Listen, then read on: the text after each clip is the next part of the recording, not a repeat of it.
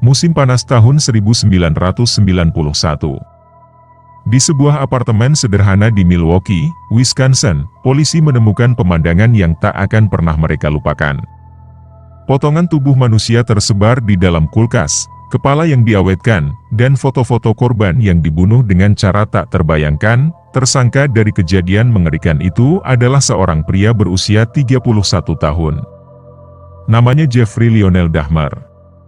Seorang pria yang tampak tenang, bahkan pemalu, namun di balik wajah itu tersembunyi rahasia paling kelam dalam sejarah kriminal Amerika. Dalam waktu lebih dari 1 dekade, Dahmer membunuh 17 pria muda.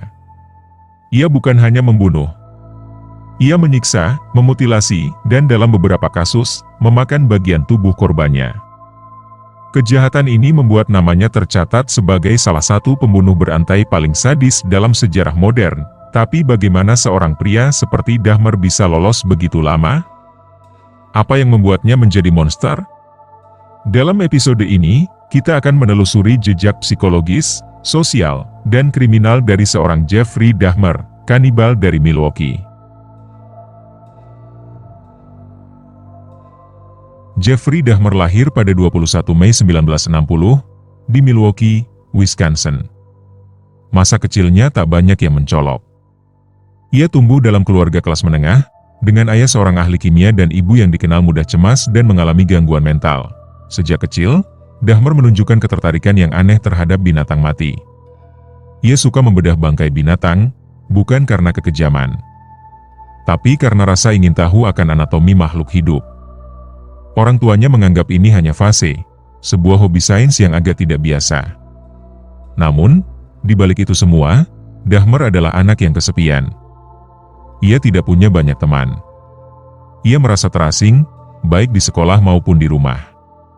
Perceraian orang tuanya saat ia remaja memperburuk kondisi mentalnya. Pada usia 14, Dahmer mulai menyadari orientasi seksualnya. Ia menyukai pria, tapi tak pernah bisa mengungkapkannya. Perasaan tertekan, malu, dan kesendirian mulai berubah menjadi fantasi-fantasi gelap.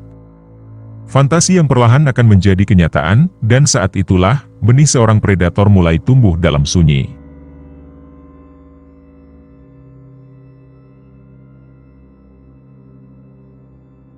Pada tahun 1978, saat berusia 18 tahun, Jeffrey Dahmer melakukan pembunuhan pertamanya. Korbannya adalah Stephen Hicks, seorang hitchhiker berusia 19 tahun yang ia ajak ke rumah ketika orang tuanya pergi. Setelah minum bersama dan berbincang, Dahmer tidak ingin Stephen pergi. Ketika Stephen menunjukkan tanda akan pulang, Dahmer panik. Ia memukul Stephen dengan barbel, lalu mencekiknya hingga tewas. Ini adalah awal dari lingkaran kekerasan yang tak akan pernah bisa ia hentikan. Dahmer memotong-motong tubuh Stephen dan menguburnya di halaman belakang. Beberapa tahun kemudian, ia bahkan menggali kembali sisa tulangnya dan menghancurkannya menjadi debu. Saat ditanya polisi, Dahmer mengatakan, "Saya tahu itu salah. Tapi saat itu, saya hanya tidak bisa berhenti." Setelah pembunuhan pertama itu, Dahmer tampak seperti orang biasa. Ia masuk kuliah, lalu mencoba masuk militer. Tapi dimanapun ia berada, kegelapan selalu mengikutinya. Alkohol menjadi pelariannya. Dan ketika fantasinya memuncak lagi, ia kembali membunuh. Jeffrey Dahmer tidak lagi hanya mencari cinta. Ia mencari kontrol total, atas tubuh, atas jiwa, dan atas nyawa korbannya.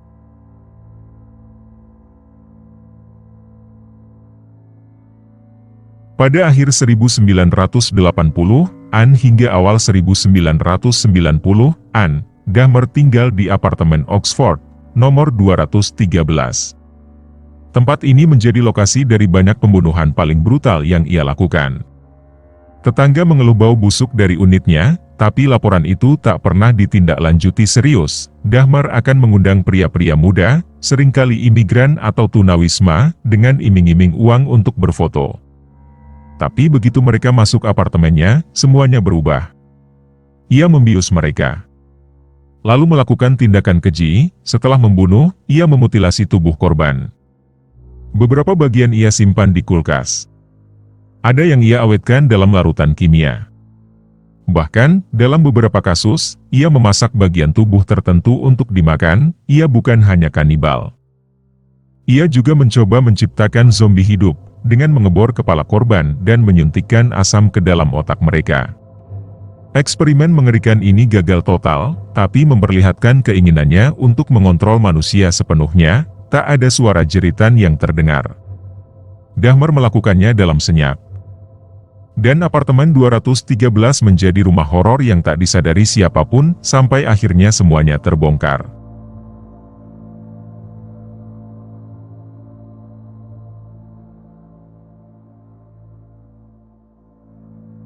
Pada 22 Juli 1991, Tracy Edwards berhasil melarikan diri dari apartemen Dahmer setelah hampir menjadi korban berikutnya.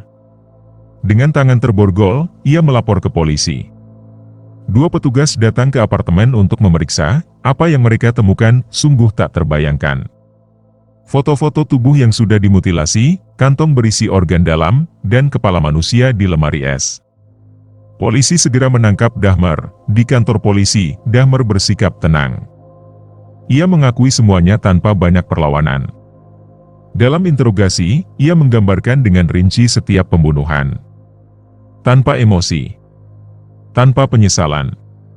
Seolah ia menceritakan mimpi buruk yang sudah terlalu biasa. Ia bahkan menunjukkan lokasi tempat ia menyimpan sisa-sisa korban. Total, ada 17 nyawa yang hilang. Kebanyakan dari mereka tak pernah ditemukan utuh. Ketika publik mengetahui kebenaran, media Amerika meledak. Masyarakat bertanya, bagaimana bisa seseorang seperti Dahmer hidup di antara kita selama ini, tanpa ada yang menyadarinya?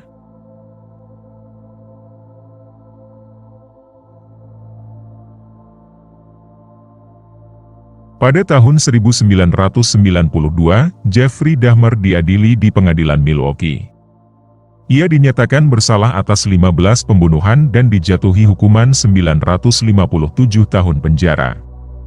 Tapi banyak yang bertanya, apakah hukuman itu cukup untuk kejahatan sebesar ini? Selama persidangan, Dahmer tidak pernah mencoba membela diri.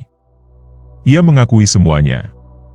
Dalam pernyataannya, ia berkata, "Saya tahu saya tidak bisa diampuni, tapi saya berharap Tuhan mengampuni saya." Di penjara, Dahmer menjadi sosok yang tenang. Ia membaca Alkitab dan menerima baptisan. Beberapa percaya bahwa ia sungguh menyesal. Tapi bagi sebagian besar keluarga korban, itu tidak cukup. Luka yang ditinggalkannya terlalu dalam. Pada 28 November 1994, Dahmer tewas dipukul hingga mati oleh sesama narapidana, Christopher Scarver. Banyak yang menganggap kematian itu sebagai akhir yang pantas. Jeffrey Dahmer akhirnya mati seperti cara ia membunuh, dalam keheningan yang brutal. Di balik tembok yang dingin.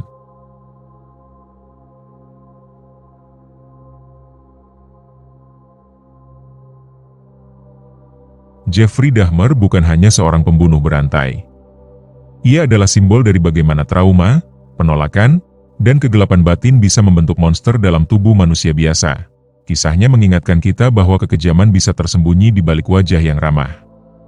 Bahwa bahkan tetangga kita sendiri bisa saja menyimpan rahasia paling mengerikan. Namun di balik kengerian ini, kita juga dihadapkan pada pertanyaan besar. Bagaimana sistem hukum, masyarakat, dan lingkungan bisa gagal mendeteksi seseorang seperti Dahmer selama bertahun-tahun? Jeffrey Dahmer telah tiada. Tapi kisahnya akan terus menjadi peringatan kelam tentang sisi tergelap dari jiwa manusia.